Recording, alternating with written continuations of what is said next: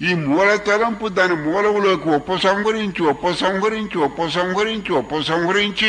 ఆ మూలం యొక్క తలంపు మూల తలంపు దాని మూలాన్ని కనుక ఎరుకలోకి తెచ్చుకుంటే మూల తలంపు దాని మూలాన్ని చూసిన వెంటనే మూల తలంపు అణిగిపోతుంది.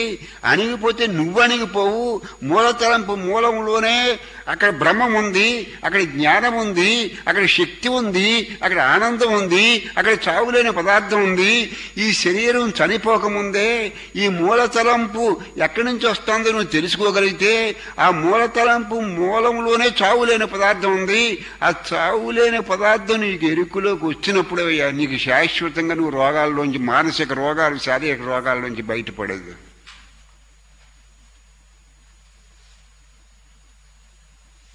ఆ మూల తలంపు మూలం మనకు తెలియదు అనుకోండి, ఈ శరీరం పోయినా ఇంకో శరీరం వచ్చేస్తుంది.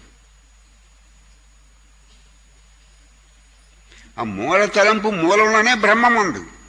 అది మనకు ఎరుకులోకి రాదనుకోండి,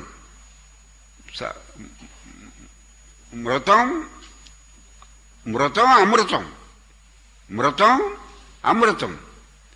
శరీరం చనిపోతుంది. శరీరం చనిపోయినా ఒక చావు లేని పదార్థం ఎక్కడ ఉంది? ఎక్కడ? హృదయంలో ఉంది, ఆధ్యాత్మిక హృదయంలో ఉంది. ఈ శరీరం చనిపోకముందే ఈ చావు లేని సత్పదార్థాన్ని కనుక ఎరుకులోకి తెచ్చుకోగలిగితే, దేహం ఉండగానే, ఎక్కడొక దేహం ఉన్నవాడికి ప్రపంచం, దేహం లేనివాడికి ప్రపంచం లేదు.